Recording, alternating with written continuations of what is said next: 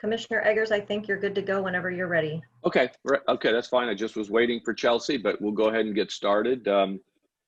First of all, just take the opportunity to welcome everybody to the meeting today. You know, we were just talking before the meeting that it goes without saying that we have amazing staff working in our individual governments, but also here with our TMA groups and the MPOs that are present. So wanted to just take the opportunity to say thank you for all of their work. Even putting these meetings on takes a lot of extra effort. So thank you to staff. And of course, I wanted to thank the electeds because, you know, it's just an amazing time for each one of you and us, and lots of stresses that people in your shoes understand a little differently, but thank you for what you're doing. And for those of you who also have races, I really tip my hat to you because I know it's super stressful for you all.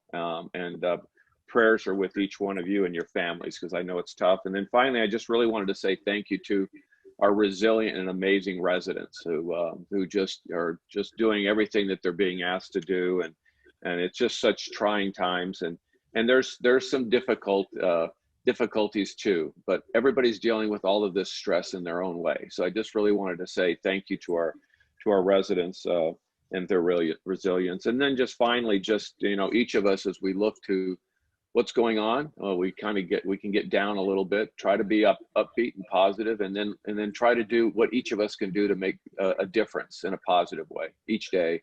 And that's really all we can do. It's what we can control, try to be part of the solution and not part of the problem. So anyway, with that said, I just have a couple things to call the meeting to order, and then I'll turn it back to Chelsea. Good morning and welcome to the September 18th virtual Tampa Bay Transportation Management Area Leadership Group meeting. This meeting is being held virtually and no official actions will be taken. Recommendations made today will be made by consensus. Procedures for public comment will be explained by their moderator shortly. And at this time, the members of the TMA Leadership Group appearing remotely for this meeting will be stated by the moderator, Chelsea Favreau. And Chelsea, go ahead. All right, good morning. I'm going to ask each board member to individually confirm that you are here, that you're able to hear us, and that you can respond. Please note that everyone but myself and the chair is currently on mute. You should be able to unmute yourself, but if you're having trouble, we can also unmute you. So the board members appearing virtual today are Chairman Commissioner Dave Eggers. I'm here, thank you. Vice Chair Jack Mariano.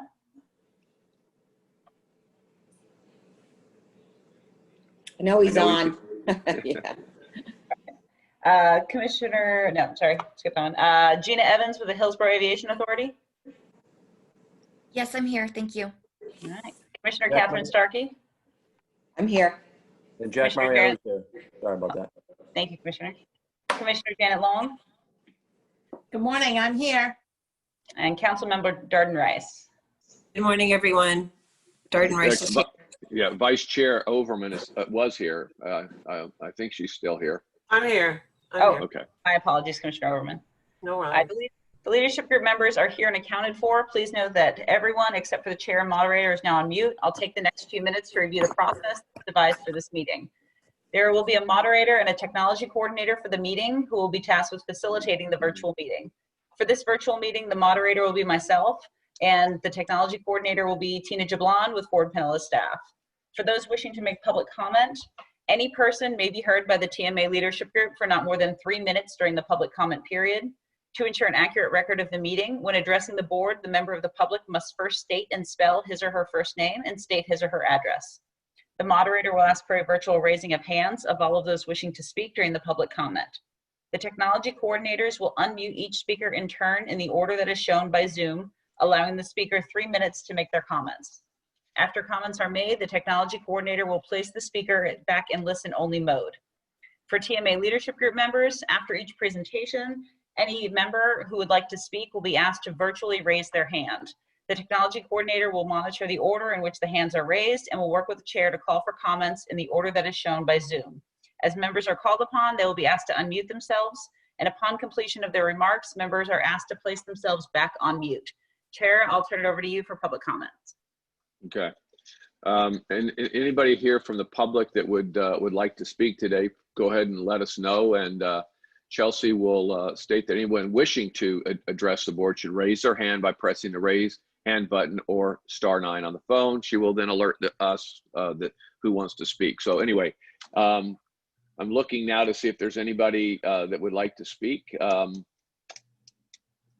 Chair, I'm not seeing any hands. We had the, okay, good. Well, we had 90 at our meeting yesterday wanting to speak. So I'm kind of, I wasn't hoping for that many this morning. So it's good that we have a little bit less of a load this morning. So, okay, well, we'll just go ahead and move on to the consensus items on the agenda.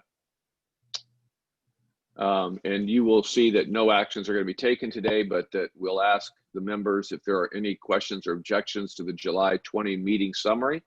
Any board members wanting to raise their hands in Zoom for questions will be recognized in turn. Ask board members, just raise your hand if you need to. So anybody that had any issues or questions from the July 20th meeting or the July 2020 meeting? Okay, I'm not seeing anybody. Chelsea, are you seeing anybody? No, no hands have been raised. Okay. Well, then we'll just go ahead and move. We'll just raise your hands kind of in support of those minutes, if you don't mind, or those summaries. So if I can just see show of hands in support of those minutes summaries. Can you see them, Chelsea? I can only see 4 on the screen. So Yes, all the hands are raised, sir. okay. Nobody in opposition. Okay, thank you. And then we'll go ahead and move on to the Tri-County Local Coordinating Board Committee and Josh Barber from Hillsborough MPO. Yes, sir. Thank you.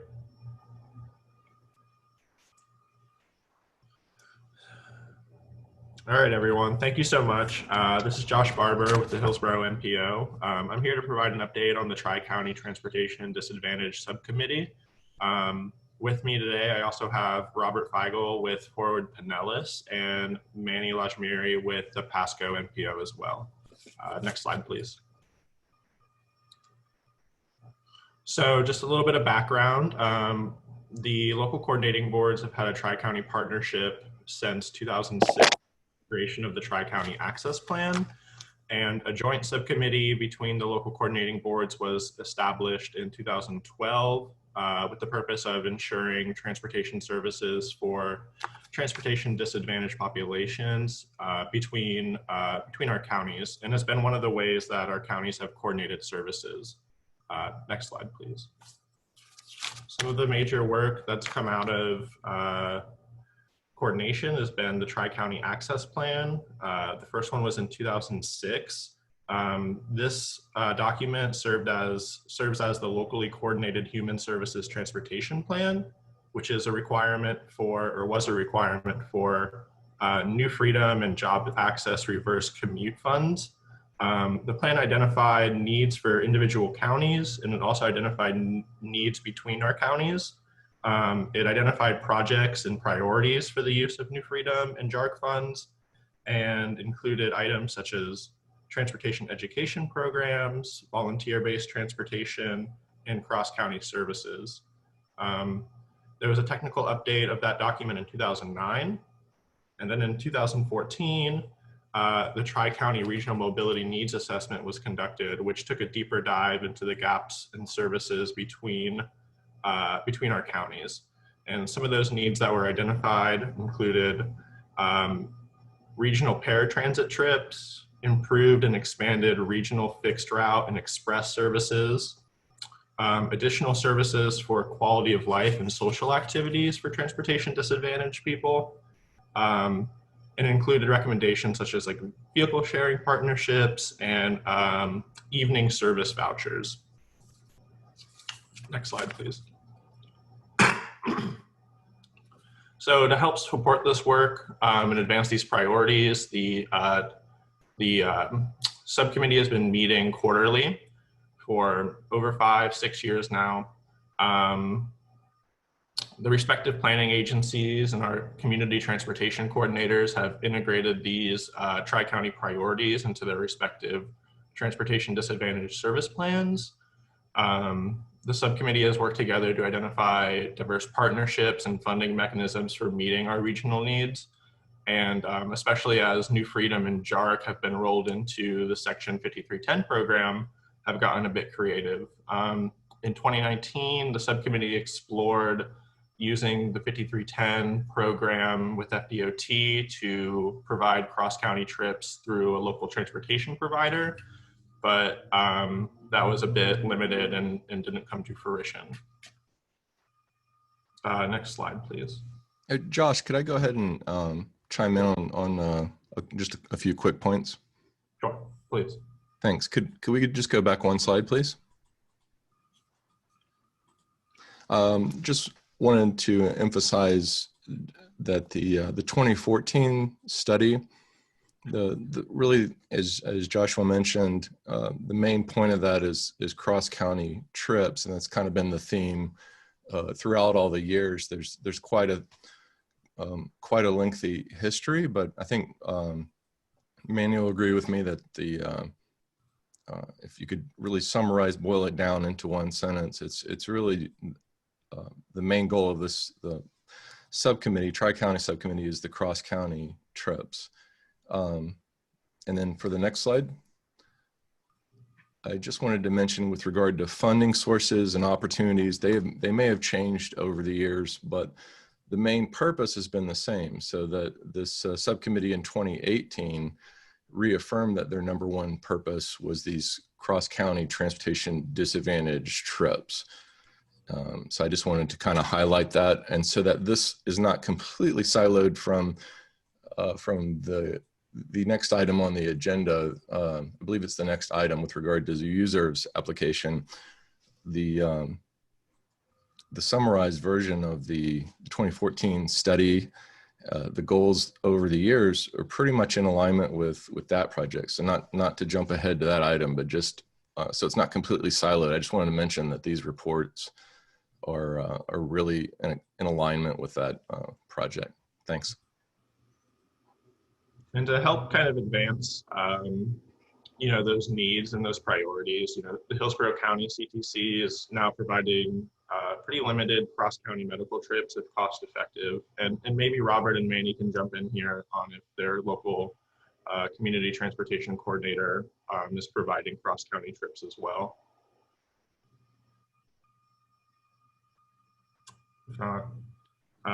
And then other stuff that's happened in 2020, the CTD, the Commission for the Transportation Disadvantaged, piloted a program with USERV called the Advantage Ride Pilot Program, and that provided trips for people with intellectual and developmental disabilities between Hillsborough, Pinellas, and Manatee counties. And you can see on the right some of the trip origins and then the cross-county trips that were conducted during that about 8 or 9 month pilot program, which ended back in February. I'd add too that was a really successful and popular pilot program, and just again wanted to highlight that USERV is the same provider who's currently has an application in that we'll get to on a different agenda item, but I just wanted to kind of connect the dots on that. Next slide, please. Commissioner Eggers, we do have a hand raised from one of the TMA leadership group members. I don't know if you'd like to take questions now or wait until the end. You're muted, Commissioner Eggers. We can go ahead and take them now. Right Okay. in the middle. I think it's better. Go ahead. All right, Commissioner Overman, you have your hand raised. Thank you, Chair. I just have a real quick question. I'm excited about this user RV program, but I have one question about it. How does a citizen with intellectual difficulties tap into the program like this? How is that accessed? Yeah, maybe I can comment on that. A lot of them will have a person that assists them, so they could seek transportation services, for that person. Okay, all right. So it's those that are under a case management plan that have access to it. Okay, thank you. And maybe user in their next presentation can comment on that further. Okay, great, thank you. Any other questions? No, I don't see any others. Go ahead, Josh. All right. So, as the transportation landscape and funding mechanisms have changed over the years, and especially over the past 4 or 5 years with transportation network companies. And, you know, we recognize the need to speak as a region. The LCB is the local coordinating boards for Pinellas, Pasco, and Hillsborough counties have decided to transition the Tri-County subcommittee to meet annually with the purpose of establishing regional priorities and reaffirming them and transmitting them to the TMA to help us speak as one voice. Currently, we are selecting representatives for the subcommittee through our local coordinating boards with the goal of meeting in early 2021 to get the process started. But in the meantime, the MPO, TD planners, me and Robert and Manny have been coordinating among ourselves and with our community transportation coordinators and our local coordinating boards on supporting USERV and TBARTA's grant application to the CTD to provide regional trips for transportation disadvantaged people, which we'll have the opportunity to hear more about next. With that, Robert, I don't know if you have any other further things, but that's the end of the presentation. I'd just add a couple quick points. So our Pinellas County's local coordinating board just 3 days ago did go ahead and select a representative and alternate to serve on the Tri-County subcommittee, and I believe Pasco County in their next meeting is scheduled to do the same.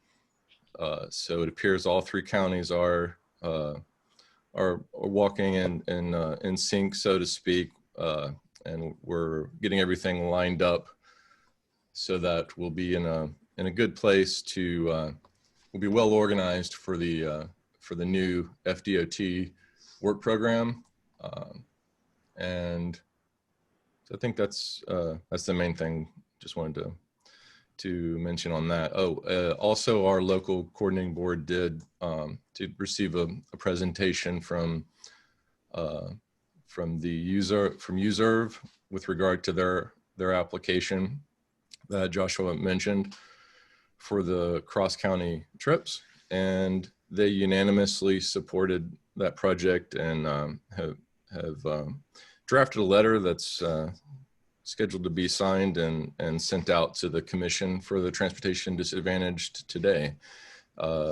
So just wanted to mention that. I didn't know if I'd get a chance to speak on the next item, so I thought I'd go ahead and mention that as one of the other items that our LCB took action on just 3 days ago.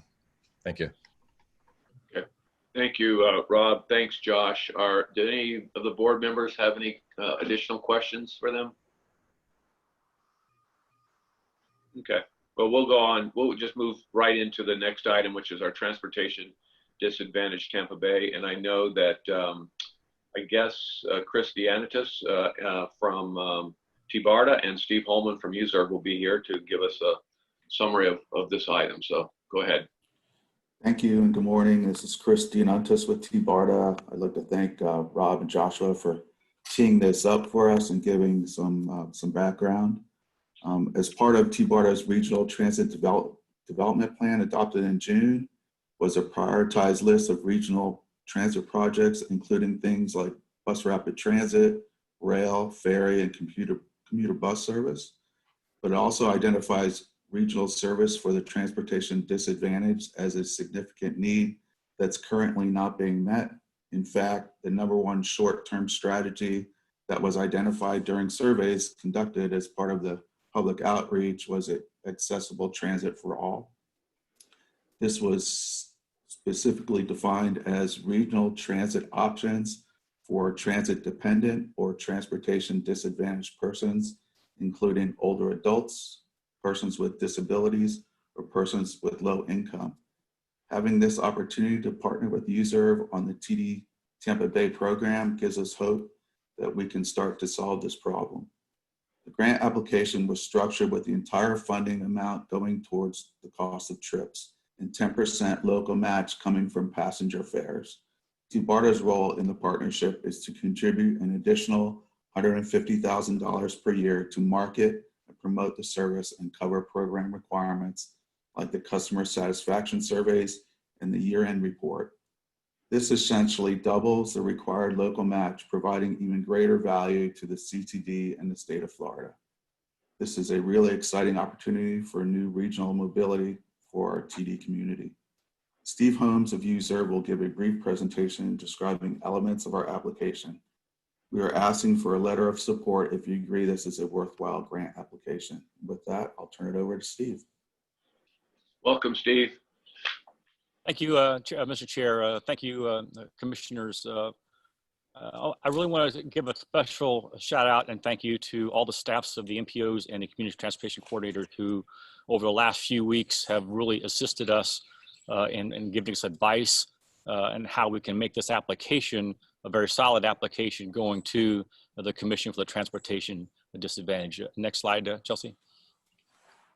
Currently we are submitting the application to the Commission for Transportation Disadvantaged. It'll be this afternoon for a October 28th decision by the Commission to determine those applications that they will approve or not approve at that time. If the Commission approves this service and this application, then we would begin receiving applications and going through the eligibility process in November, and then beginning the cross-county services on December 1st. We are in partnership with TBAR. We've been in partnership with them for a number of months now of talking through this particular issue and how we can jointly address this with our other community partners. Now, the service is designed to provide the cross-county transportation disadvantaged trips as both Joshua and Rob outlined. But there's also a couple other elements that could assist in some counties. And that's for those community transportation coordinators who are not providing evening or weekend trips, then this service will also extend those services to those timeframes for the transportation disadvantaged persons. We want to be very clear that this service does not supplant any current TD services provided by PSTA, Sunshine Line, or Pasco County Public Transportation. This is strictly a supplemental service, providing that service that's not currently provided by those community transportation coordinators. To be eligible for this program, you have to be a transportation disadvantaged eligible individual in the county of your residence. So I know each county has a slightly different eligibility criteria, but if you're eligible for transportation disadvantaged services in Hernando County, then you're eligible to take those cross-county trips and go through the region. Next slide, Chelsea. Here are the three purposes that comes from the grant. The first purpose, the grant is designed to solve is the access to services, training, employment, healthcare, other life sustaining. I also want to go and focus the MCORS legislation that was passed by the legislature 2 years ago was the legislation that provided the $10 million per year that goes to the commission. There was a strong emphasis in that legislation on the use of this $10 million for employment and job training. So it's really important that that we focus not only on access to the healthcare and other services, but really providing job training and employment trips, which we know can be challenging in a cross-county environment. The second purpose is those regional connectivity and cross-county mobility services. And the last one is more of a first mile, last mile, but designed more for the regional connectivity piece. Next slide. The services will be both on demand and scheduled. They're both for ambulatory and wheelchair accessible. So we'll be able to handle both populations of people. The trips will be both direct, nonstop, door-to-door, single passenger rides. So it truly is a premium service for the transportation disadvantaged clients. They are provided by credentialed drivers, and those credentialed drivers they're trained in disability sensitivity, defensive driving, CPR, HIPAA, etc. They are compliant with FTA drug and alcohol. They do pass the background screenings, and they have safe driving history. Next slide. here's a little bit about, we seem to get a lot of questions on funding. And so I wanted to have this slide in here just to talk a little bit about the transportation disadvantaged funding. The funding that is provided to the community transportation coordinators comes out of the Transportation Disadvantaged Trust Fund. There's various fees and taxes that go into that trust fund, and they fund both the trip and equipment grants and the Shirley Conway grants for the community transportation coordinators. Any uncommitted funds at the end of that year actually remains in the Transportation Disadvantaged Trust Fund. As I mentioned earlier, the funding for this particular innovation and service development grant through the commission is from legislation, from the MCOR's legislation that goes to the State Transportation Trust Fund, who then allocates that $10 million to the commission. And any uncommitted funds at the end of the year actually returns back to the State Transportation Trust Fund for redistribution on to other MCOR's projects. So they're really two separate pots of money. So that we want to make sure that that people understand that these are not competing pots of money. The money that funds the trip and equipment grants is not the same pot of money that funds this innovation and service development grant. Next, please, Chelsea. Next slide. Okay, thank you. When we're talking to the community transportation coordinator, POs, and C groups, we're asking for them to assist us in informing the transportation disadvantaged population and letting them know about this program.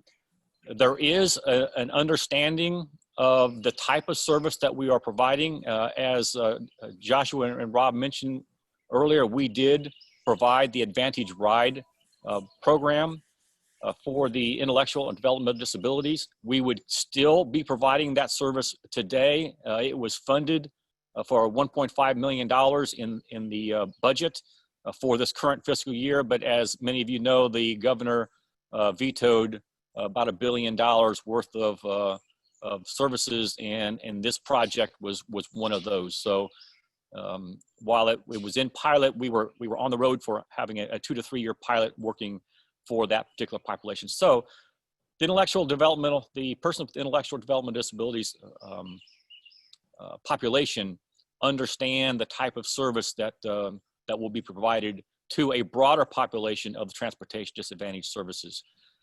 The community transportation coordinators, again, we want to have them assist us in informing people, providing flyers, etc. The eligibility process is a piece that we will work through. We want to make sure that anybody who receives trips are transportation disadvantaged eligible. If they've already been declared eligible by their community transportation coordinator, and that community transportation coordinator wants to share that eligibility list with us, that would be desired, because it prevents any confusion especially by older adults who may be confused, who sometimes may not understand government processes. They receive transportation disadvantaged services through a community transportation coordinator during the day.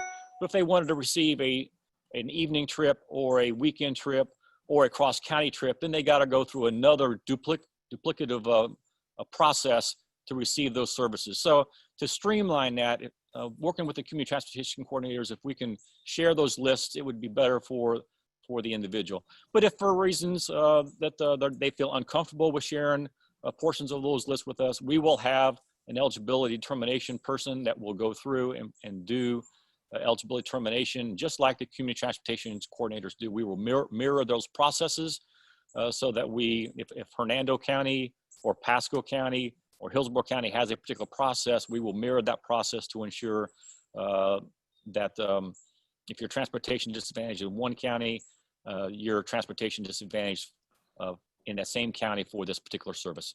Next slide, Chelsea.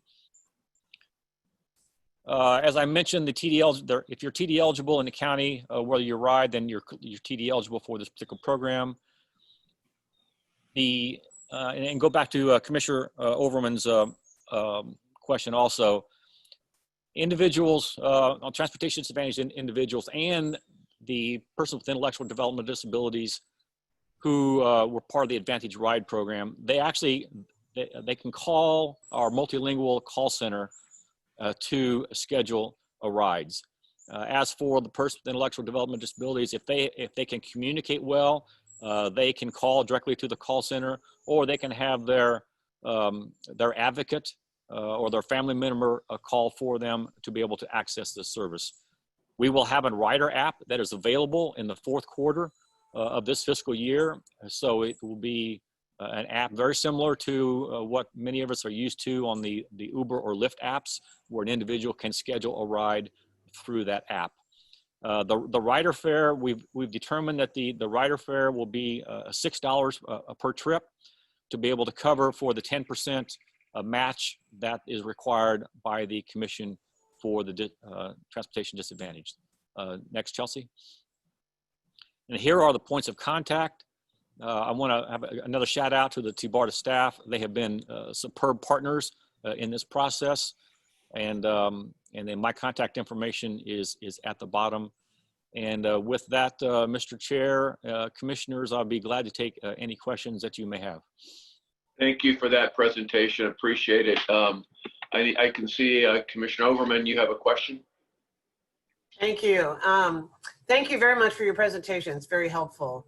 One of the things I would recommend, and the reason I know this is that I've dealt with individuals with brain injuries that are not children and not seniors that come out of our hospitals, out of trauma centers with limited case management follow-up. So I would suggest, if at all possible, to create a relationship or create a pipeline of information and set up while they're still in the hospital through the hospital's either case management or social management, patient advocate services. Because once they leave the hospital, frequently they get lost. And that's why I asked the question.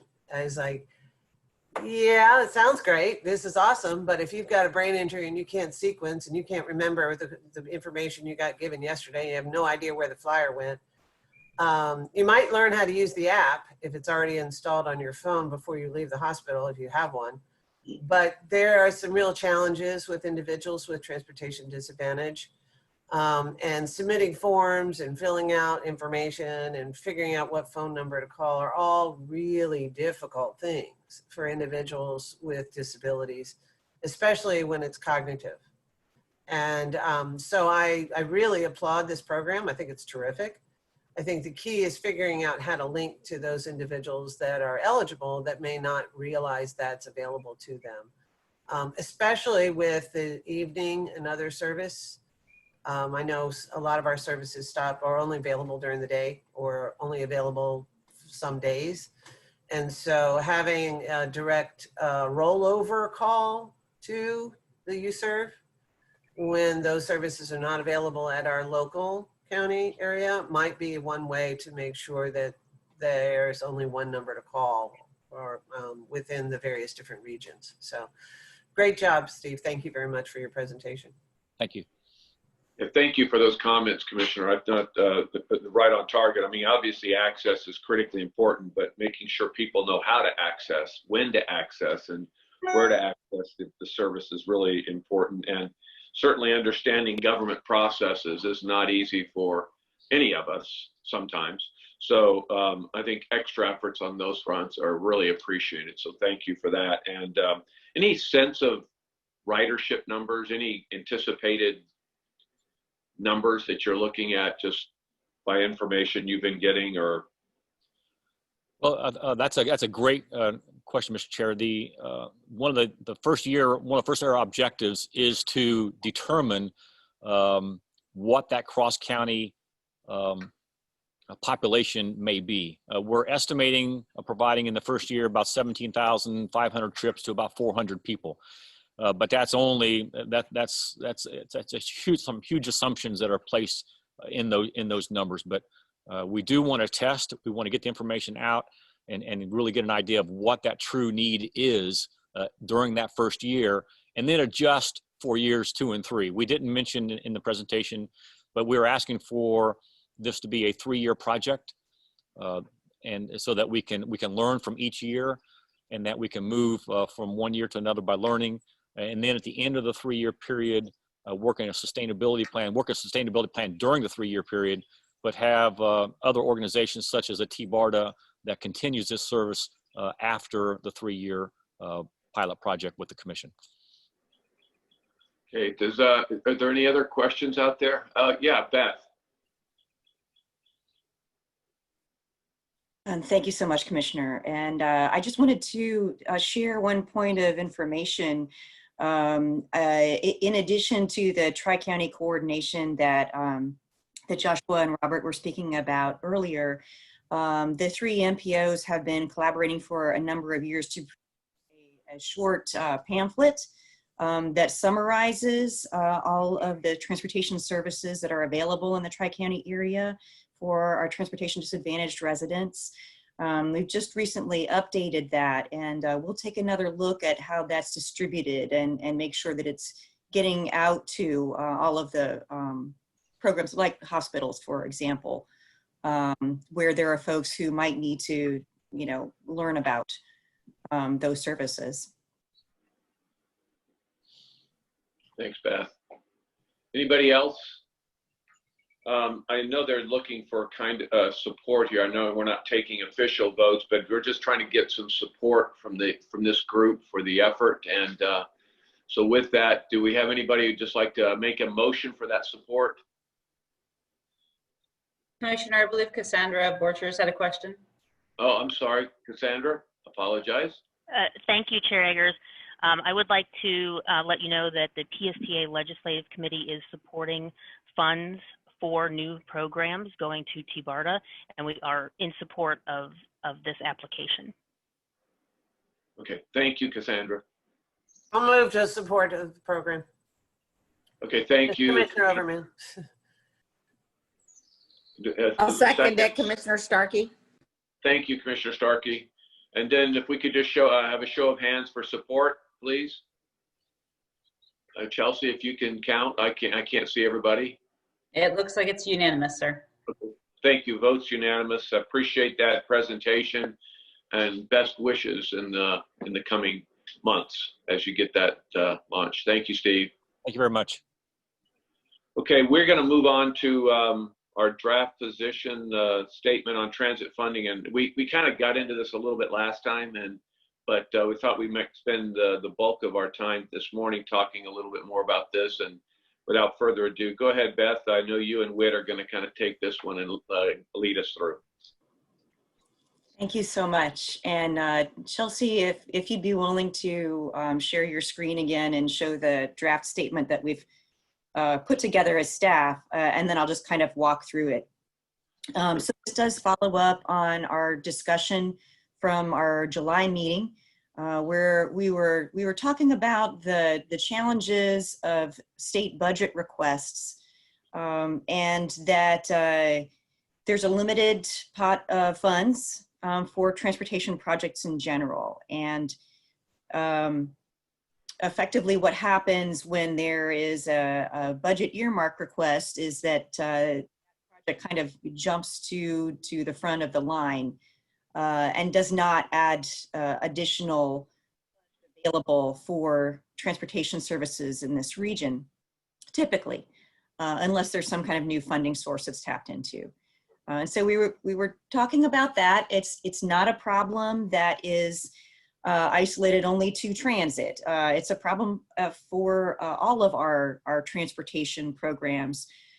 But we're aware, of course, that the sources of funding that are available to transit are limited. It's a small subset of state transportation funding, and transit has been already facing a lot of challenges in its funding levels and being able to provide adequate services to our population with the funding that we have available in the region. So since this group has been talking for a number of years about the importance of speaking with one voice, this seemed very appropriate for us to talk about. so the implications of state earmarks, and I'll just kind of walk through these bullet points here. Unless they're specifically funded through state general revenue, they do not result in new funding for transit. Instead, they shift funds that can be spent on transit away from the essential services that have already been prioritized by the local transit agencies and TBARDA. So this shift of state dollars away from essential services aggravates our existing funding shortfalls in transit.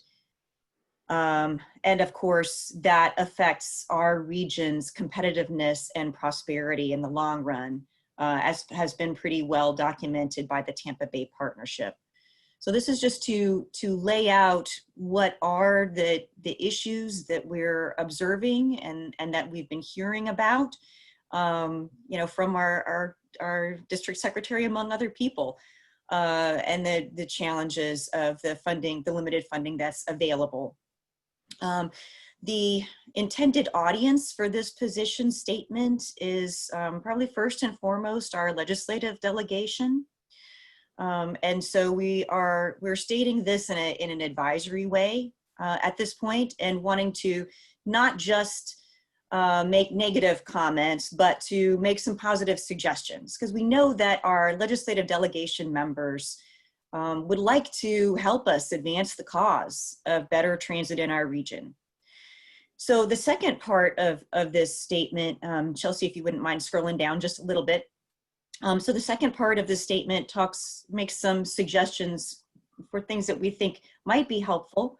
And this comes out of a couple of staff discussions among the MPO staff and the transit agency staff. So some suggestions: use of state general revenue, not the Transportation Trust Fund, to support agency operations and new or expanded transit opportunities. So when our legislative delegation members are interested in exploring a new technology, for example, or a new corridor, that they would seek to bring some new transit funding to bear on that, rather than having the funding shifted out of our existing transit resources. We've also suggested greater flexibility in the use of the Transportation Trust Fund dollars.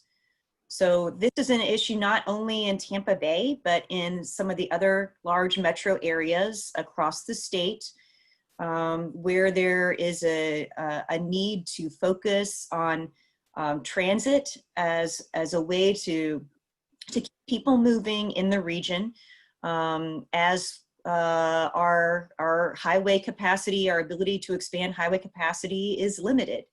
And transit offers an opportunity to move people more efficiently in those larger metro areas. So asking to make transit an eligible and prioritized use of funding for the strategic intermodal system and the state highway system, particularly in these larger urbanized areas. The third bullet reflects requests that we heard from our transit agency staff. So this is something that we've heard that the transit agencies will be bringing forward as a request this legislative session. And that is a temporary removal of the 50-50 match requirement for a set period of time with a sunset provision to help the transit agencies get past, you know, what is hopefully a short-term budget challenge as a result of COVID. The fourth bullet suggests creating a competitive grant program to explore innovative delivery of transit services. It's suggested that this would be a current year competitive grant program because these services are evolving kind of rapidly. And when we're competing for work program dollars that are 5 years away, sometimes by the time we get to that point, you know, the way that we're doing business with, you know, with some of these innovative service provision models has already changed. So in order to be responsive to changes in the market, it's suggested to create a current year competitive grant program. And then the last bullet is a topic that we've talked about a lot, which is local government's ability to make their own decisions to raise revenue and to allocate revenue to transit services. Of course, we have that ability through a referendum for a sales tax. This suggests that we look at perhaps more opportunities, or at the very least at being able to retain the opportunities that the legislature has already provided. It seems like every year there is some initiative that comes forth that seeks to restrict local government's ability to make their own decisions about raising revenue and investing in the things that are important in that area. So those were our suggestions where we thought that we'd like to have help and support from our legislative delegation members. And then this last point is more directed towards the transit agency. So this is more an internal point and towards each other, that we all inform each other about federal discretionary grants, such as the capital investment, the FTA capital investment grant program, federal build grants, so that we can, as a region, speak with one voice in communicating with federal agencies. And then a suggestion that the TMA could provide letters of support for those regionally significant projects as they hopefully move forward for federal funding. So that's what we've got for discussion today. And then I think we have a roundtable on tap next on our agenda. And it was our intent to use that roundtable as an opportunity to talk about how we could improve this and what the next steps are with it. Our suggested next steps would be, we've circulated it at the staff level, but to bring it to the legislative committees of each of the transit agencies for their discussion, and then to bring it back for your approval in December. I think our meeting is first Friday of December. So it would still give us enough time to communicate with the legislative delegation members. Thank you. If I could Beth, just add, go ahead, Whit. if you don't mind, Mr. Chairman, just to augment that a little bit, Beth, great job in presenting an overview of this, and it really was a group effort. The issue we found in developing our long-range transportation plan this past year is that the state provides us with revenue estimates for different funding sources. And for instance, one of those is the Other Arterials program, which is used for state highways that aren't part of the strategic intermodal system like the interstates or US 19. And we found that we had about $400 million of anticipated revenue through 2045 that we didn't have projects for. And so it's not that that money wasn't spent, because again, it's projecting out into the future, but it's revenues that will over time go back to other counties and not come to Pinellas County because we don't have the ability to add capacity, $400 million worth generally. And so we'd like to at least have some conversations about flexibility of different funding sources. How do we define capacity on the state highway system? It's not always just adding turn lanes and lanes for cars. Capacity can be adding more personal throughput on a corridor by having bus rapid transit or other types of technologies. Even really great bike lanes add capacity for people. So that's one issue. The other thing I just wanted to mention about this is in a lean budget year, for the next couple of years in Tallahassee with state funding levels down, we feel like it's a much better policy position to ask for policy changes that increase the flexibility of existing funding sources than to go to Tallahassee and ask for additional funding for new projects. So this may be a good strategic move for a couple of years to pave the way for a time maybe in a couple of years when funding levels return to what we have anticipated in the past. And I'll just give a little anecdote. When I sat down with Representative Sprouse about a year or so ago, as I typically do in the summertime, and we were talking about the need for additional funding for transit and that Pinellas might be looking at a transit referendum or a transportation referendum. He said, well, the governor gave you $10 billion in transportation funding for the whole state. Why is that a problem? And I don't think our legislative delegation members fully understand that all of these funding categories, generally speaking, come with some very significant restrictions.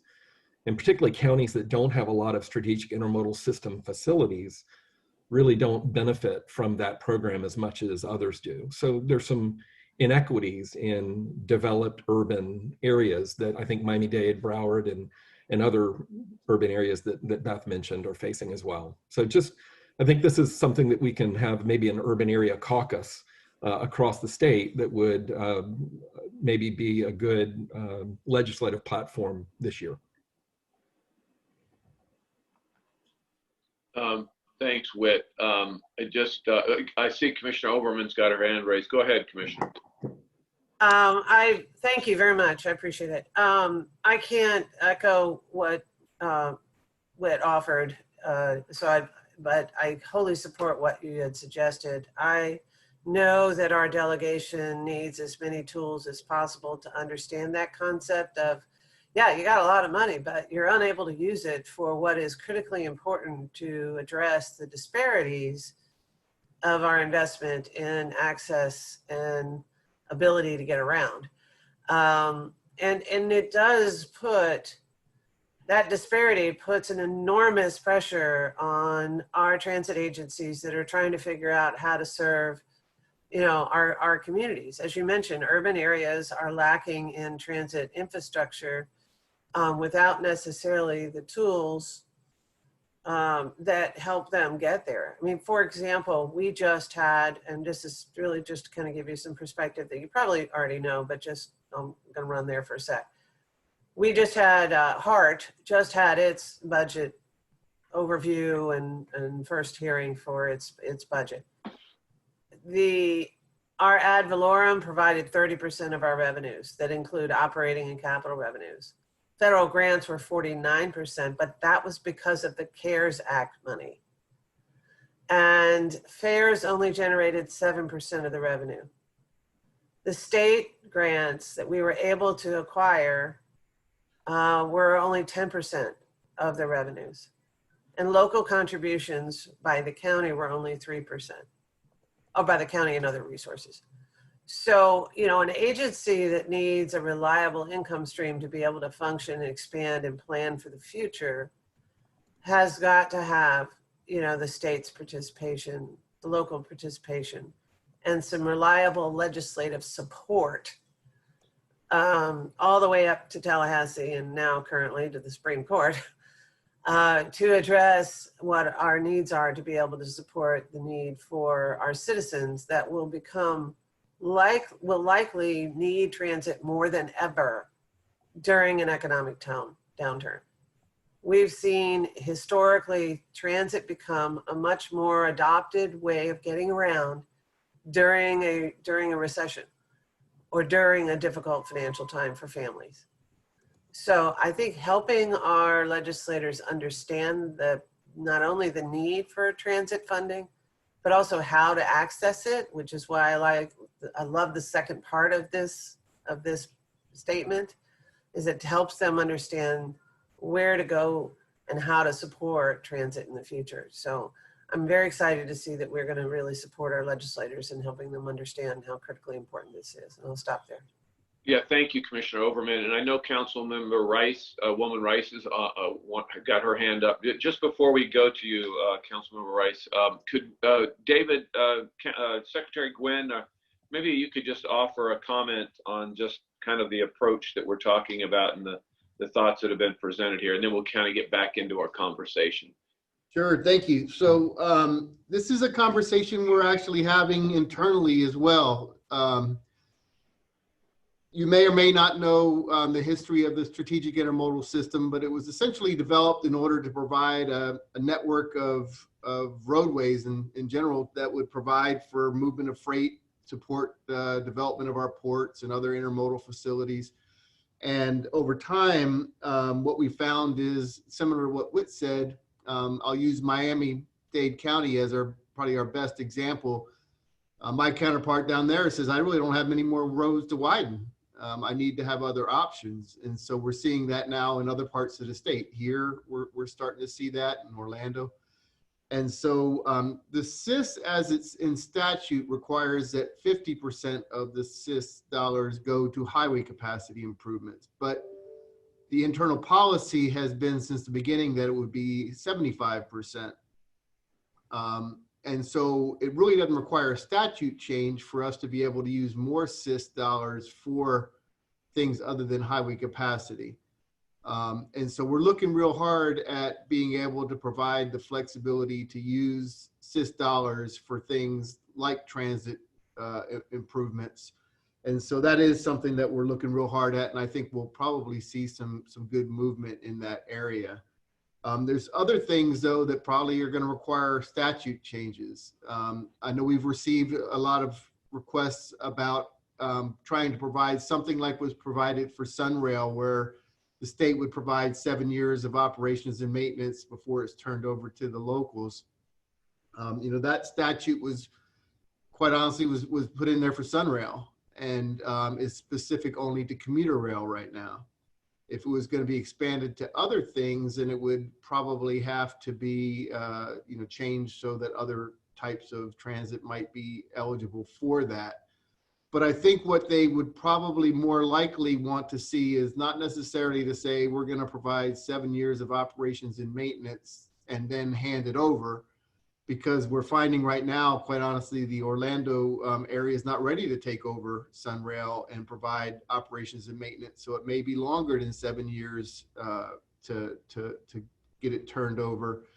Is maybe a graduated program where locals, and I like I think somebody put in there competing for it. Different people in Miami, people in Tampa, Orlando could compete for these dollars.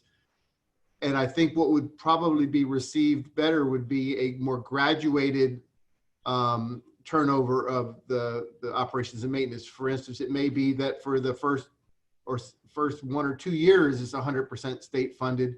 But then over the next 4 years, it drops by 25% a year, 75%, 50, 25, 0, such that there's a plan to show that, hey, at the end of the 7 years, it's going to be turned back over to the locals, and that money could then be used for other projects around the state. So I would suggest you might want to look at, if you're looking for those types of things, to show how it could be more of a graduated program as opposed to a this long and then turn it over. The federal government, if they're going to be funding these projects, wants some assurance that this is going to be funded for operations and maintenance for a long time. And I think by showing that the locals have that plan to over time take it would probably make it more competitive for those types of dollars as well. And the only other thing I'd mention on is on the earmarks. And you're absolutely right. And the worst part is that if a earmark gets vetoed, we still lose the budget and we don't get the project. And so, that's even worse when we get those. So, and the way it works now is that an earmark has to be covered by the region in which, or the district in our case, in which the earmark is in. So if we get a lot of earmarks in District 7, then I just have to find that money from other projects in the district. So, but I do think there's a lot of good opportunities coming up, and there is a lot more, I think, receptiveness within the department now to look for being able to use SIS dollars on transit projects. Thank you, Secretary. Appreciate those comments. Councilwoman Rice? Thank you, Chair. And yeah, those comments from Secretary Gwynn were very, very helpful. I like this draft. Thank you to staff who worked to put this together. I know it's really hard to keep something like this to one page. I did have a couple of immediate reactions to it. I do think we need to remember our audience and to wrap these bullet points or this document around the framework that our goals are economic development and safety. And on economic development, this is about, every dollar that we invest in transit becomes part of the state's economic engine that brings back so many other dollars on a return on investment. And I would like to see, us have maybe some of these bullet points, maybe have footnotes or something where we could turn on the back, or maybe there's like some numbers to plug in for somebody who might want to get a little bit more information. But I know that the purpose is to keep this simple. I love the idea of developing an urban area caucus. And I don't know if this would be appropriate, but it seems like as we would schedule visits or panel discussions to educate our delegation about these issues, it would be great to have FDOT leadership present to be able to answer questions on the spot, to really help kind of bring home these disparate elements all together. And lastly, and again, I hope I'm not drilling down into too many details here. I do worry that when we present a bulleted list, that the tendency is to pick off the easiest thing and to ignore the more difficult, heavy lifts. And I would just want to make sure that as we work to educate our delegation, it would be great to remove the 50-50 match temporarily, but we really need our legislators to understand why we can't use that $10 billion a year given to us, why urban areas can't use that money in the arterial program. And I would not want to lose the opportunity for that lesson for the really the more important underlying issues. But those are just some of my comments on this, but thank you. And I think having us all sign on to the statement together is a good step in the right direction. I'll let Whit and Chairman Eggers comment on. I think that's something that Forward Pinellas could turn around by December. I know we aren't holding a meeting in December, but I think that our legislative committee and our board could get this done by November. Thank you. Thank you, Councilwoman Rice. Yeah, I mean, I think it's a great idea. I mean, I just think if we're all kind of speaking as one voice, we're going to have opportunities as a body to do that, and we'll have opportunities within each of our own areas and regions or areas of the region to have those conversations as well. I mean, so I think it's really important. I know Commissioner Long has had her hand up, so Commissioner Long, go ahead and we'll incorporate you into this as well. Thank you.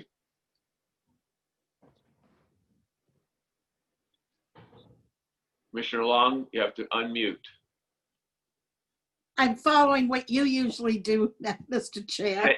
Thank you. Thank you. Thank you. Without going too far into the weeds on the individual bullet points, I'd like to focus my comments more at a higher level in terms of actually asking you, though it may seem like a frivolous question, what is the point of all these bullet points? Because if the point and the objective is to actually make some changes and get some things done, you might appreciate that my comments are coming to you as a former state legislator. If your objective is to actually really educate in order to affect real change in public policy, then these bullet points need to be reduced to no more than 5. And I'll tell you why. You're talking about educating people who may or may not know anything about transportation funding. That said, very often there are folks who are put into positions as chair of a particular committee who have no expertise in the subject matter. So that's why it's so critical for our different entities, by that I mean government agencies and different levels of government, to have your legislative advocate laying the groundwork for you while you can talk. We all can talk to our individual legislators and our own delegation. That's not going to get it done necessarily when you get to Tallahassee, because you've got to be able to touch each one of the folks that sit on those different committees that education funding goes through. You've got to be able to educate the folks on the appropriations side of the House, both in the House and the Senate. And I don't know about all of you, but I know that with my workload as a county commissioner and all the different boards that I sit on, I dare say there's none of us that can afford the luxury of being in Tallahassee for 60 days during the session, or for going up and being there when they're in their committee meetings. So while we are poised in a very good place to actually get some big things done for this region, because the Speaker of the House and the President of the Senate are coming from here, I dare say we have a real job ahead of us to educate, and it's got to be done, no offense to anyone listening, by folks who have a real understanding and expertise in legislative process and legislative leadership relationships, and that is all over the state. So I know for us in Pinellas, we have RSA with Ron Pierce and his folks, and we have Harry Glenn at the federal level with Van Scoyoc. And why that's so critical is because, you know, they work hand in glove when it comes to putting all these partnerships together. So, and I don't want to leave out the Department of Transportation, who obviously we have a great advocate in Secretary Gwynn. So that's the end of my comments, Mr. Chair, but hopefully that gives you a different perspective on which to look at these points here. Commissioner Long, thank you for that. I mean, I think Councilwoman Rice made a comment also that you can look at this kind of both ways. We've got this position statement, which I think addresses a lot of the issues that concern all of us. There was some of her comments where maybe there's an opportunity to provide more detail, either as an attachment or whatever. And maybe there's another opportunity to have a lead page that just hits on a very, very high level about the purpose of this, so that when somebody picks it up, they can see those 2 or 3 key points and what this is all about. And then you turn to our position page, and then you turn to some additional details. I mean, I think what we're trying to do right now is just kind of see how people feel in general about our position statement. And then going forward, how we package it, I think is extremely important. I would agree with you. Correct. And that is exactly my point, Mr. Chair, because what we have here is really a position paper. It's not a sheet in which to advocate. So you need both. And all I'm saying is it sounds like there's been an awful lot of work that's gone into this. It's almost like a white paper. There's got to be some additional work to put it in a perspective where at one glance you can see what the priorities are for us out of this entire list, if that makes any sense. So this is almost like a backup sheet to give to the staff, so that when the piece of legislation is going to bill drafting, the staff can be using this to develop all of the points in what their intent is. Yeah, and I know that Whit is on wanting to say something real quick, but before we get to you, Whit, in just a minute, and I know Darden, you want to speak again.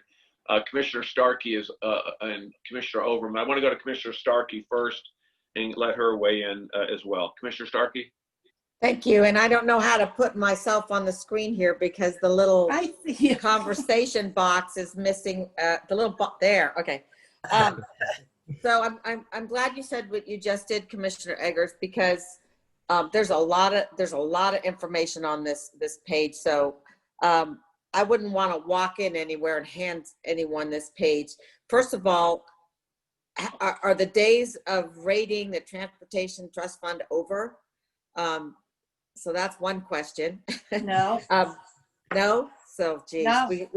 we need to get that taken care of. Second, we don't have an outside lobbyist anymore, and I wish we did, but we do have our inside lobbyist in the county, as I think all the counties do. And since we don't have the money and really the time, as Commissioner Long said, to go up and be an advocate for this and put as much time in as Tallahassee as we would want to, why don't we get our lobbyists together and give them some marching orders that outside of our county priorities, this is a regional priority as far as transportation, and give them some materials they can walk in with. Commissioner Long, I've seen lobbyists do this. Don't they write draft language? Do we want to go that far to maybe even do a baby step and write some draft language that we think would fix this problem, identify the problem, and give them an easy way to fix it? So those are my thoughts. That's a great idea. I mean, I think, when, again, you're trying to speak with one voice, and, they go off doing their things for each of our counties. And there's no reason that on some level, some of these regional issues, it may be Tampa Bay water issues. It may be. And Tampa Bay Partnership would also have the same paper and advocate for us. Yeah. I do think and we do have some regional efforts here that we could maybe get everybody kind of working together. Can I speak to that, Mr. Chair? Just one moment. Go ahead. Go ahead. To Commissioner Starkey's point, I don't know why I didn't think of that. That's a great idea, because the regional aspect can come from the Florida Association of Counties, who also has their own very powerful lobbying group. And I think that that's the way that we get this put through. I am the new chair of the Urban Caucus, which is where all of the policy, legislative and otherwise, is now going through the Urban Caucus. And Mayor Demings from Orlando is my vice chair. So how about we work a little closer to get this on the agenda for the Urban Caucus at our legislative conference, which is coming up here very quickly. December. Yeah, it's supposed to be in Duval, but we'll see how far we are along to go in person. But that said, don't you think that's a great idea, Commissioner Starkey? You're very involved with them. Yes. I think the more counties that can walk in with the same language, the same goal, and the more regional transportation efforts. Secretary Gwynn was talking about the problems that Miami-Dade and Broward are having. So, I'm sure they would like the same kind of language. So I think the more of us that get behind this, the better. I think it's good. Just don't give everybody too many of our secrets. If we figure this out, how we're going to be working really well as a region, we want it to come here. We're going to get to you just a second. I'm sorry. I know Commissioner Overman and Councilwoman Rice are on tap. I really want to hear from them first, and we'll get to you, Whit, in a minute. Commissioner Overman. Thank you, Chair. I can't say enough and agree more with Commissioner Long's comments and Ms. Starkey's comments. There is an opportunity for us to make sure the ask is clear, the information is clear, and we do activate our advocates on the professional level that talk to Tallahassee and to our legislators. And having them assist us in potentially language for legislation to consider is critically important. Part just agreed to begin negotiations with a new lobbyist advocate. the selection that has also got a very strong presence in Florida. So we should actually ask our agencies to assist us and our counties to assist us. But my question really is, what are we asking for? And then for potential legislation specifically, and then so that we can really educate our legislators. But then two, didn't we talk about having at least an annual meeting with our legislators to bring them up to speed on our priorities and how they can really best help us, helping them recognize the impact of not understanding what we need? I could have sworn we talked about doing that, and I'm not seeing it anywhere on our calendar or agenda. Well, we did, but Hillsborough County opted out, and so we couldn't all talk with one voice. All right, wait, hold that thought there. Let me get to Councilmember Rice. I'll go quickly to Cassandra, and then I want to go to Whit. I know he's been waiting patiently just to maybe talk about some of these different issues that we're raising. So Councilmember Rice. Thank you, Chair. Yeah, I had also jotted down in my notes going through this that maybe we could look at other urban transportation caucuses under Florida League of Cities, Florida League of Counties. I think that's a great idea. I'm not as familiar with the Florida League of Counties or their efficacy. So my only concern was I wouldn't want what we're working on to get lost under an umbrella of a group that we can't guarantee how much this is going to be prioritized. But I hear and agree with everything that's been said. And I didn't realize Commissioner Long was in such a great position on one of these committees where with a little bit of work, we could really, work to make this happen so that we're all singing from the same songbook, so to speak.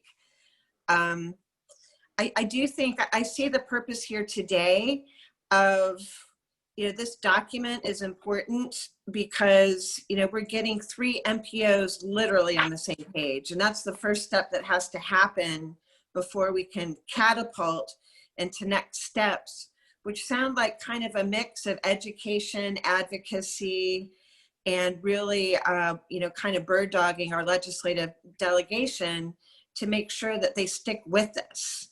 And so I agree really with everything that's been said here. I didn't see that this particular document that we're looking here today as something that's going to do all of that work. But I think this is a great step for getting us all on the same page, keeping it simple, and so that we can figure out how to strategize and use this document as a relationship building tool, as an educational tool, and an advocacy tool. So thank you very much. Thank you, Councilman Woman Rice. Cassandra. Thank you very much for the opportunity. I will say that the staff of the MPOs who have put this together included the transit authorities in the discussion on several occasions and allowed us to comment on this sheet.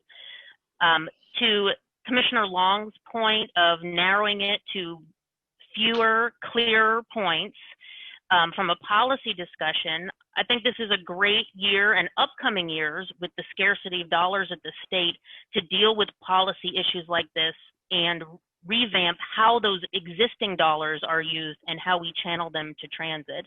The 3 points that I think are most important to us as PSTA and a transit authority is 1, flexibility in how those priorities are set and how we use our urban dollars. And I think you've all started to go down the path of getting that resolved, but using those urban dollars in better ways in order to fund transit on the capital side, but then also how do we use our existing sources to do better on the operating side? And I think Secretary Gwynn laid out for us a clearer policy option that would be supported by the Florida Department of Transportation. And I think so that is the second point in terms of the direct ask from our state legislators.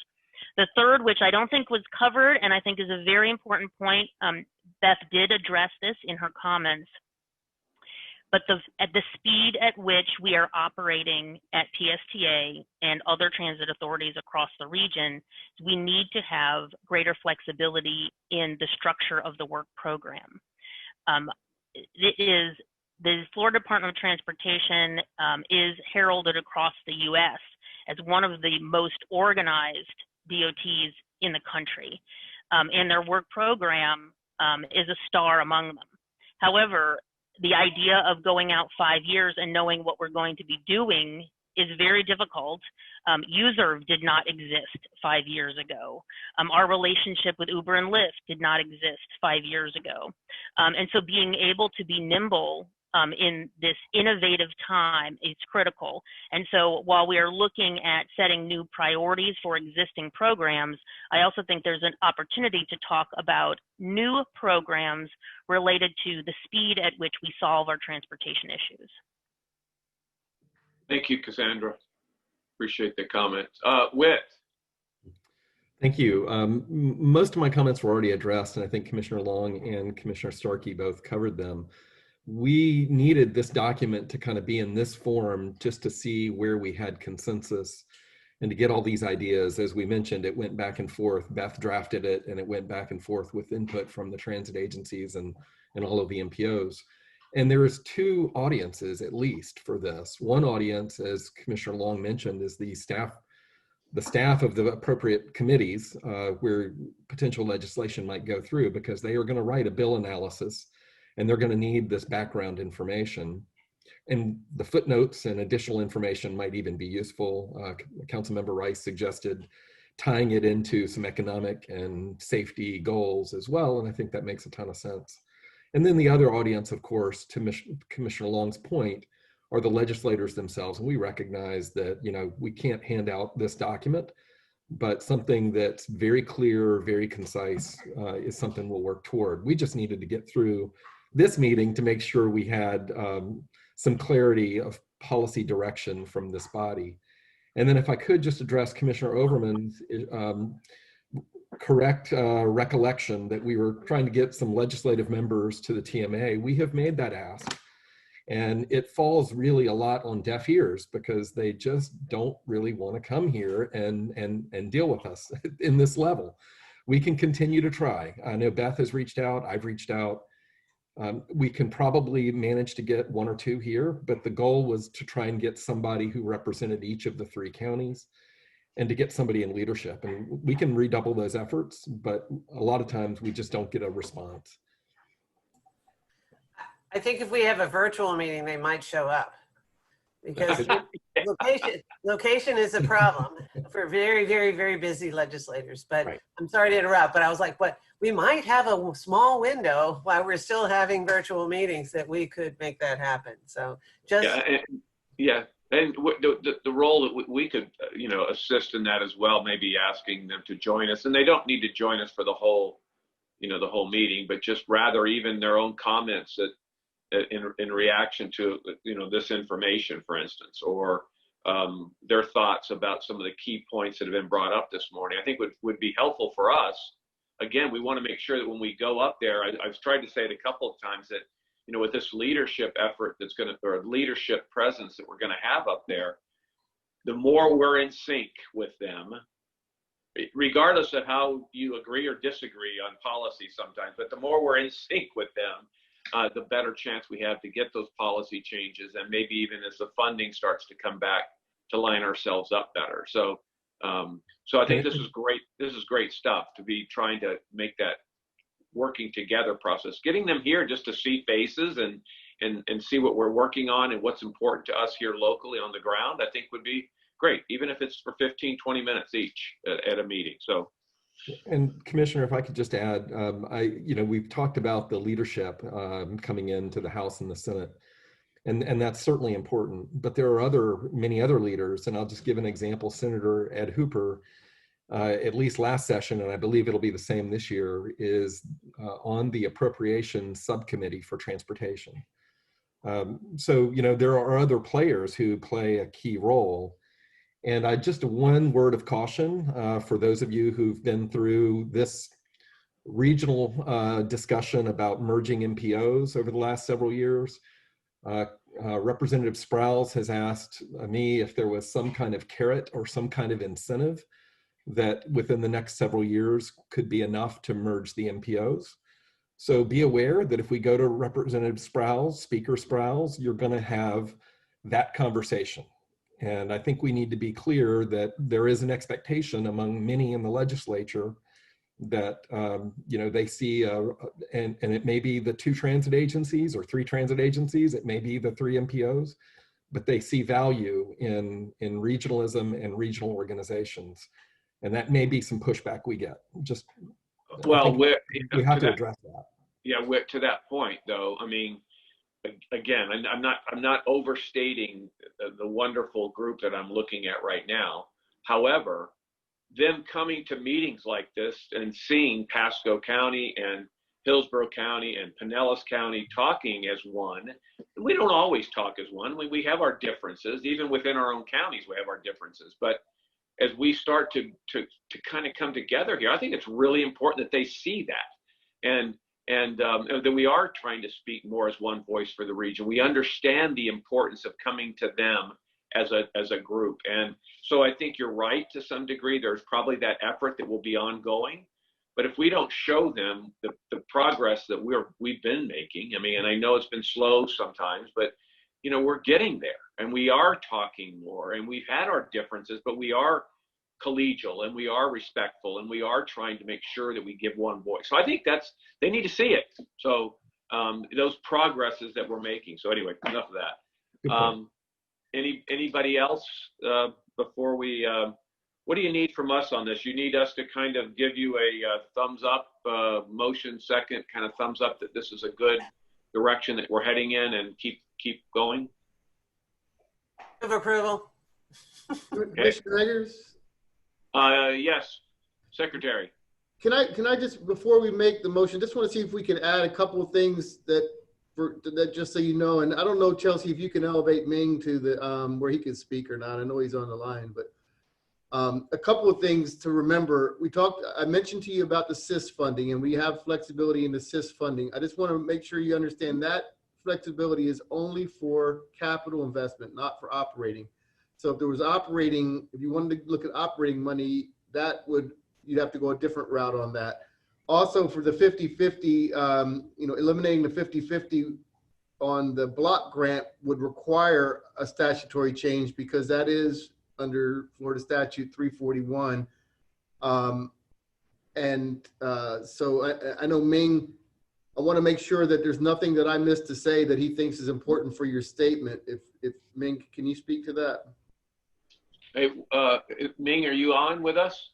Can you hear me? Yeah, thank you. It's always good to hear from you, Ming. Go ahead. Oh, thank you. I got cut off temporarily while Secretary Gwynn was speaking. I think Chelsea just put me back online so I could speak. Anyway, I think it is very important that we state clearly that what we are looking for in our statement, because as far as CIS program is concerned, we are looking for major project that will make a difference in moving people, because we just simply cannot fund every single transit route out of the CIS program. So make sure we're looking for significant corridors and major transit projects for capital investment. As far as operation is concerned, we have some programs that can fund operation, but the match is not a policy issue, but rather a legislative change, because that is stated clearly in Florida Statute 341. Anything from the state need to be matched by local funds. So if we are to change the 50-50 match requirement, you will need to have legislative change. So that's those are the point I try to make. So make sure that we ask the right thing to our delegation. Great point. Great points, Beth. Thank you, and I do want to thank Ming for his suggestions and his participation in our staff meetings to prepare this. To be fair, he hadn't seen that suggestion about the 50-50 match requirement because that was a late change that we added in the last week or two of review. What I would like to suggest to the group, since we've had a lot of great suggestions today, including going back to our lobbyists and asking for their help and their input on how we frame this communication piece. I want to suggest that if this group would like to take an action this morning, it would be simply to support the draft for circulation and comment, and then we'll bring back a new version to you in December. Okay, I think that's a great idea, just to kind of keep the ball rolling and seek refinement and seek input. I think is a good idea. So. Commissioner Overman, I think you had made a motion. Is that okay to go to in that direction? Sure. When committees start in November and December, correct? Yeah, I don't have the date in front of me, but yeah. Yeah, my only concern about waiting until December to approve it is that we won't have the document right as committees are beginning. I don't see in the language under the greater flexibility in use of transportation trust dollars, there is a limitation of it being capital only and not operations. Am I missing something in the language there? And then if we modified it, and that's one question. And if it doesn't preclude operations, that's great. If it needs to be more specific, I'm sure we can make a minor change to agree upon. But the second item regarding the removal of the 50-50, I think if we just make reference to the statute that precludes that issue, and to support legislation to remove it, we can have what we need to approve. I mean, correct me if I'm wrong. Does anyone disagree with that? I think the comments that the secretary brought to the table means also said, I think we can incorporate those more specifically into this document. I think Whit and Beth certainly can do that, and they're going to get the essence of what we've been talking about. And can move forward with I mean, I'm comfortable with that. Okay, yeah. So with that, if everyone is in agreement with those two minor edits, I mean, they're major edits to us, but yeah. minor changes to the actual document. I would like to move to approve the document with the changes discussed so that we can have a document prior to committee meeting starts. Second. Okay, and with that, I see a first and a second. Thank you, Commissioner Overman, Commissioner Long. I see Beth's hand raised. Yes, Beth. I like the idea of having something available in time for committee meetings. I'd like to have the opportunity also to bring this to the legislative committees of the transit agencies, just make sure that we're all on the same page with this. And so is that acceptable if we continue to make some changes based on feedback from the legislative committees? I sit on that committee. I'm good with that. Yeah. Well, again, I think the essence of what we're putting together here incorporates a lot of those thoughts already, I'm sure.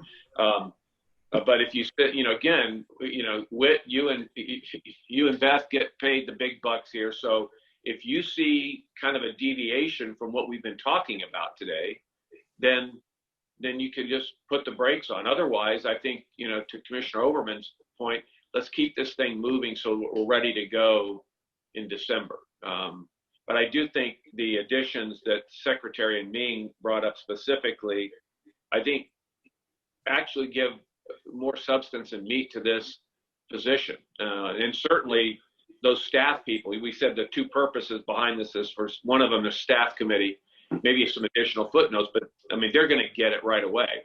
So those additional comments are kind of going full circle. I think it's great to incorporate those thoughts as well. So We have a motion and a second. Any other comments before we kind of just get a hand raise of support? No other additional comments. Okay, can I see a raising of hands to support that? I see 4. I don't know. I can't see everybody. Chelsea, how do we look? It looks unanimous, sir. Okay, thank you, Chelsea. Then that passes unanimous. Great work, staff. Thanks, commissioners, this morning for your input too. I think that was really helpful. And Cassandra, thanks for being here too. Secretary Ming and Secretary Ming, I didn't mean that. Secretary Gwen and Ming, great to have you here always. And you guys are just such great partners. We can't do this without you anyway, but this has been really helpful. So thank you. Appreciate that. And then I guess we'll move into really our last not major thing, but last item is our regional priorities. And Whit, or who's taking that one? Whit? Chelsea, I think. Oh, okay, Chelsea I is. hope I'm so. sorry.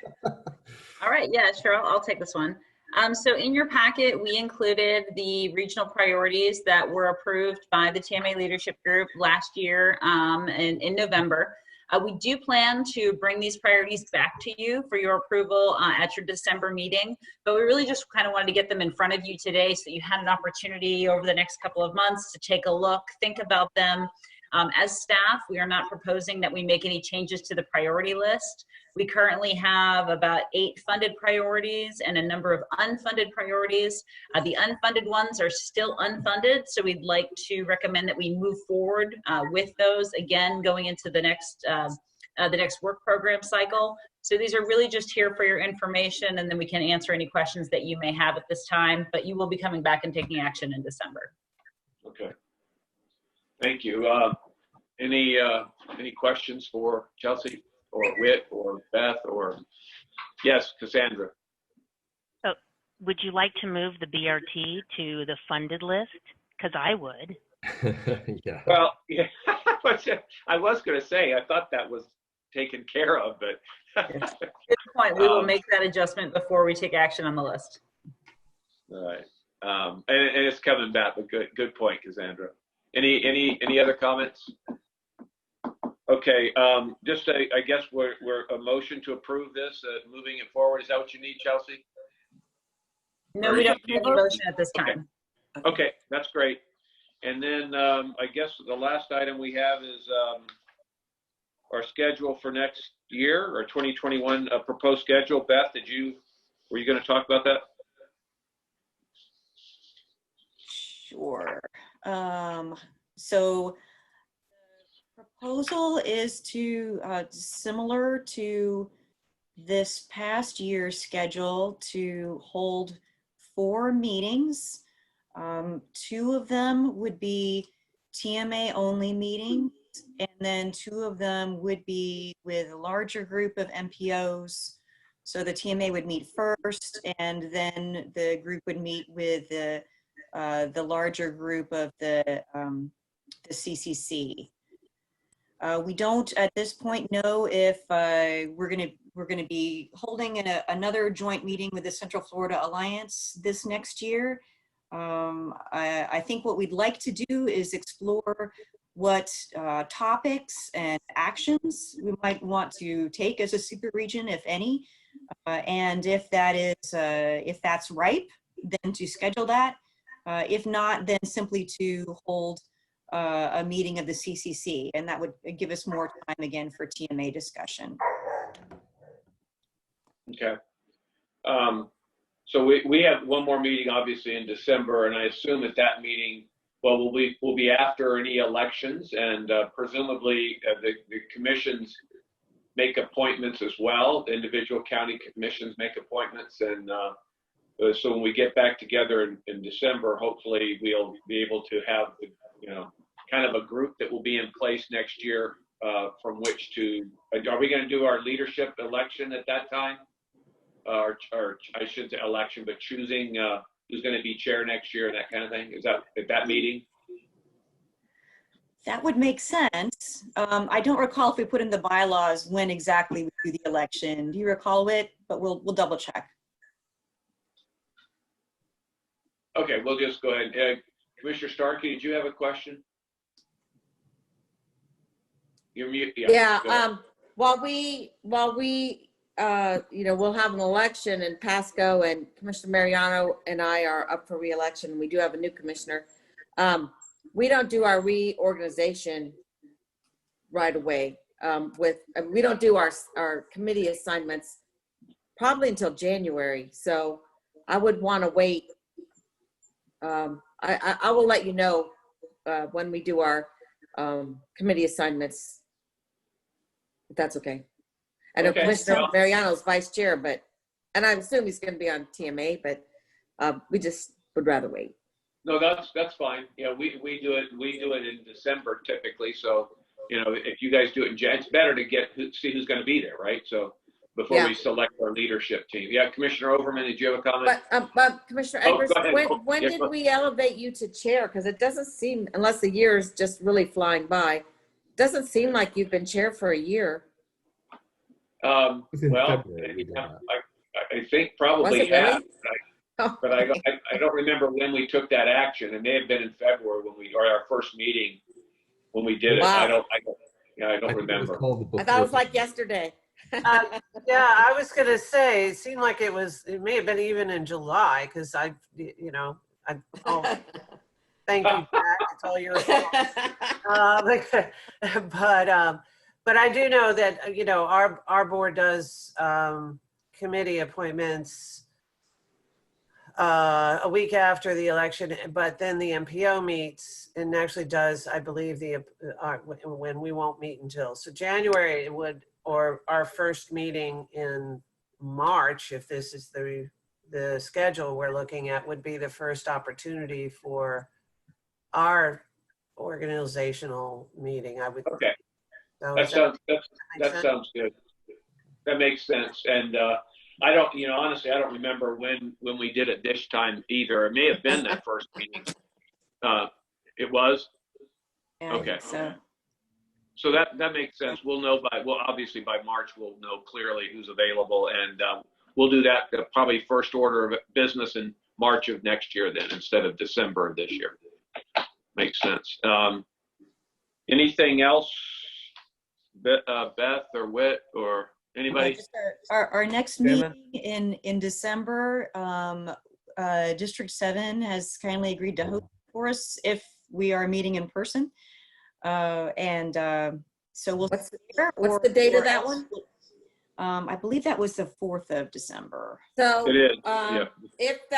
If our FAC conference does hold, that's the Florida Association of Counties, Commissioner Long and I may be in Duval County, and typically on those Friday mornings when we have our board of directors meetings, Janet. So that might be tough for us to participate. So, and Jack too, just saying. It's the 1st through the 4th.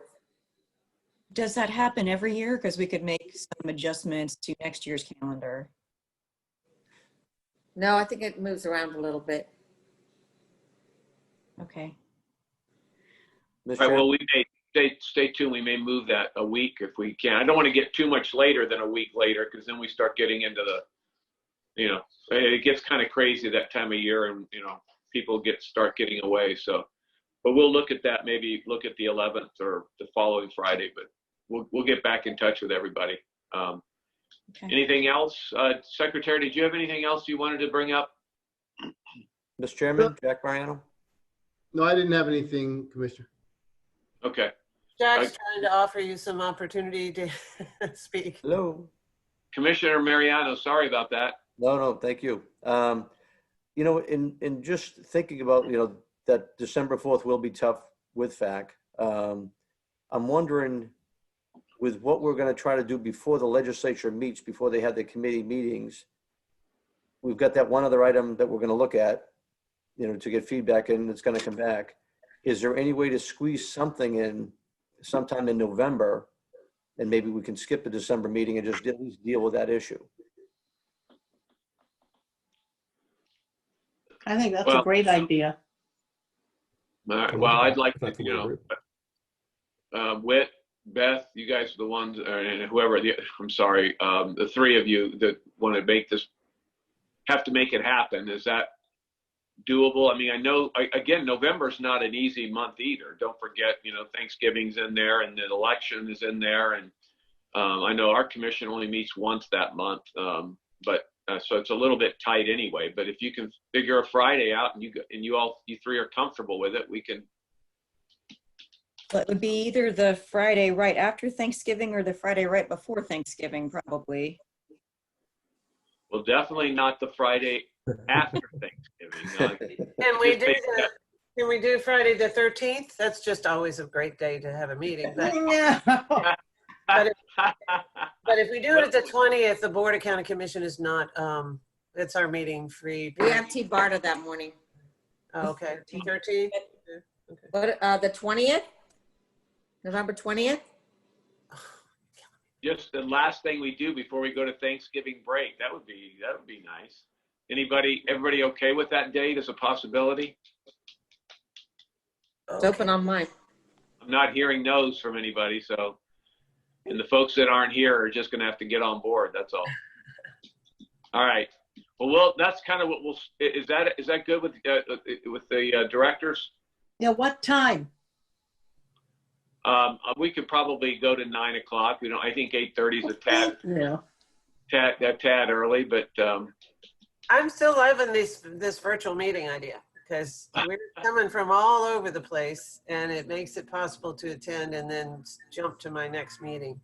Yeah. That I'm late for. However, right, so was this the meeting that we were going to be at hosted by the secretary? So does that change things? Well, but if they still have a room available on that day. Yeah, I'm sure we can accommodate it if we need to. Okay. Okay. So at this point, we'll go ahead and shoot for that at the 20th, 9 o'clock. Is that I'm hearing okay from everybody? So anything? I want to make a comment, and I think I'm going to invite my county lobbyist, Ralph Lair, to this meeting, and I wonder if we want to have that view as we maybe draft something and have a plan. Anyone else think that might be a good idea, given the marching orders? That's fine. I mean, again, I don't think it hurts to have them kind of hear what we're thinking anyway. Even if we don't have any marching orders for them, at least they can see, hey, they are telling us that we need to be at least bumping into each other in the halls up there and being on the, we want the same thing. So I think it's not a bad idea to have them invited to kind of hear what we're doing. And thinking about Ron Pierce, is that the lobbyist for Pinellas County? Is that what I heard? It's for PSTA and T-BARTA. Right. And the Tampa Bay Partnership. So it might be good if either Ron or someone from his firm could be at our meeting as well. Yeah, I would highly recommend that. Excuse me? Yeah, well, I would support and highly recommend that as well. Yeah. Okay. Mr. Chairman? Okay. Any final thoughts, comments? One thought, Mr. Chairman, just as we do have that November 20 meeting, that will be a very important meeting. We need to have a real strong voice, so we're telling the legislature what we're looking for, what we're supporting. So we all kind of stay together, we'll be in much better shape. Okay. Thanks. Thank you. Okay, seeing no other comments, it's just about right on schedule. So everybody can go to their meetings. Have a great weekend. Thanks for your time. I got a plane. Bye. Bye. Thank you.